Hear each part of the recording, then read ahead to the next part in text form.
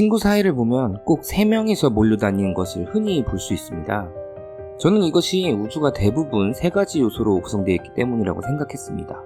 하늘, 땅, 사람, 천지인, 진리, 올바름, 아름다움, 진선미.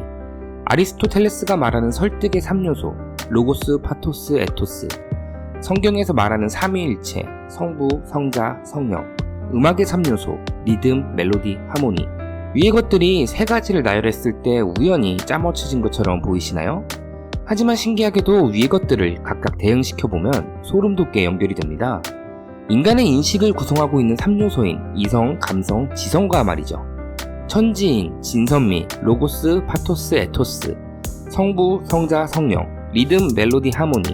이 중에 첫 번째 것들, 하늘과 진리, 로고스와 하느님, 그리고 리듬. 모두 지극히 이성적이면서 질서를 만드는 느낌이 강하지 않나요? 하늘의 뜻이다. 이것은 진리이다.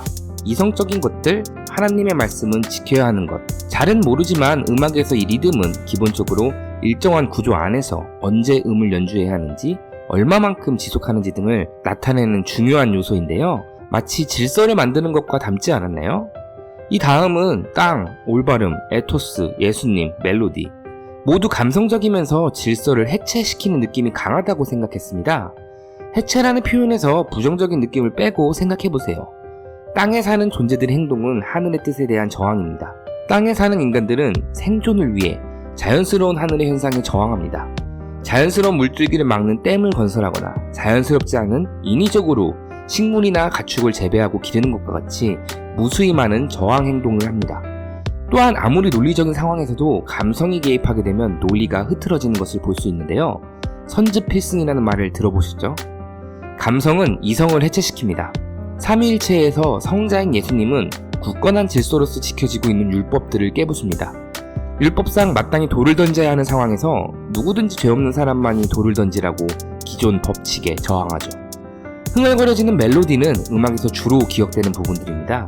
감성과 직접 연결되기 때문이죠. 다음 3번째, 사람, 아름다움, 인격, 성령과 하모니. 모두 지성적인 것으로 조화와 연결됩니다. 무서운 하늘, 그 하늘에 저항하는 땅, 그 사이에 사는 인간은 참으로 아름답습니다. 이성적인 사람이든 감성적인 사람이든 지성이 가득한 모습을 가졌다면 인격과 품격이 느껴져 멋져 보이지 않나요? 하나님과 예수님만 존재하면 뭔가 부족해 보이죠? 질서와 저항만이 가득한 세계는 아마 지옥일 것입니다. 이에 올바른 길로 인도해주는 성령은 삼위일체를 완성시킴으로써 그 자체로 아름다움을 선사합니다. 리듬과 멜로디만 있는 노래에 하모니가 들어가 조화롭게 만들어 주어야 비로소 음악이 되는 것처럼요. 정리하자면 천지인, 진선미, 로고스, 파토스, 에토스, 성부와 성자와 성령, 리듬, 멜로디, 하모니. 위의 것 이외에도 본질을 설명하는 수많은 것들은 대부분 3가지 구성 요소로 이루어져 있습니다. 동서고금을 막론하고 인간이 사는 곳 그 어디서든 이렇게 3가지 구성 요소로 이 우주를 설명하는 것을 볼 수 있습니다. 이 3가지 구성 요소들을 다 한 곳에 모아놔 뜯어본다면 각각 이성, 감성, 지성과 대응이 되며 이는 곧 질서, 해체, 조화를 상징하는 것을 볼 수 있습니다. 물리학적으로도 물체를 지탱하기 위해 3개의 다리, 3바리를 사용하는 것이 안정성을 확보하는 최소 단위인데요. 이 어딘가에도 우주의 비밀이 숨겨져 있지 않을까 생각해봅니다. 우리가 사는 이 세상은 본질적으로 3가지 구성 요소로 이루어져 있다. 그리고 그 구성 요소는 이성, 감성, 지성과 대응되며 각각 질서, 해체, 조화를 상징한다. 이 법칙을 기억하고 세상을 바라보면 참 재밌습니다. 남성성과 여성성, 각각 이성과 감성, 질서와 해체에 대응되고 있다는 것이 직관적으로 느껴지지 않나요? 남성성만이 존재한다면 정말 끔찍할 것입니다. 남자만 있는 곳은 그야말로 법칙과 질서만이 가득한 곳이 되어버립니다. 군대 다녀온 남성분들은 잘 아실 겁니다. 군대에서 휴일이라는 게 존재하셨나요? 저는 주말에도 질서를 지키기 위해 노력했던 것 같아요.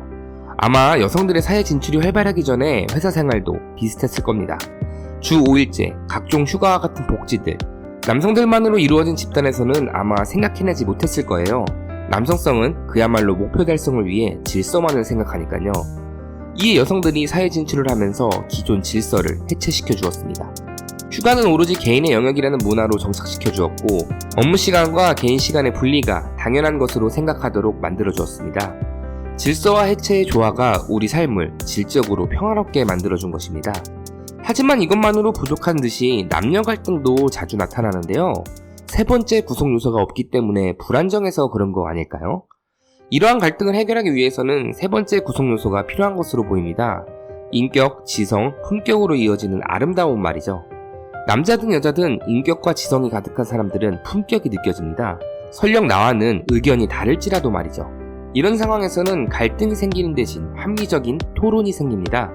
남자는 남성성과 인격을 쌓은 품격을, 여자는 여성성과 지성을 통한 품격을 수양했을 때 비로소 삼위일체가 완성되어 남녀 갈등을 해결할 수 있지 않을까 생각합니다.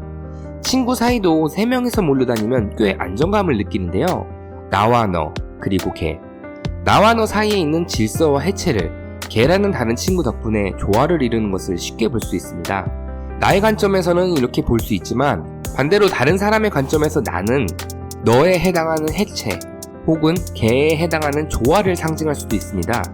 그렇게 우리는 모든 인간관계에서 누군가의 과한 질서를 해체시켜주거나 질서와 해체가 대립되었을 때 조화시켜주는 역할을 해야 합니다. 이것은 우리를 둘러싼 우주를 안정감 있게 만들기 위한 설명서 같은 게 아닐까요? 우주적 존재인 우리들의 숙명은 결국 3가지 구성 요소를 살펴보고 부족한 것을 발견해 메꿔야 하는 것이 아닐까요? 신이 우리에게 이 우주를 아름답게 조립하라고 우리 무의식에 설명서를 넣어준 것이라면 나를 둘러싼 환경들을 멋지게 조립해보는 것은 어떨까요? 여러분들의 생각은 어떠세요?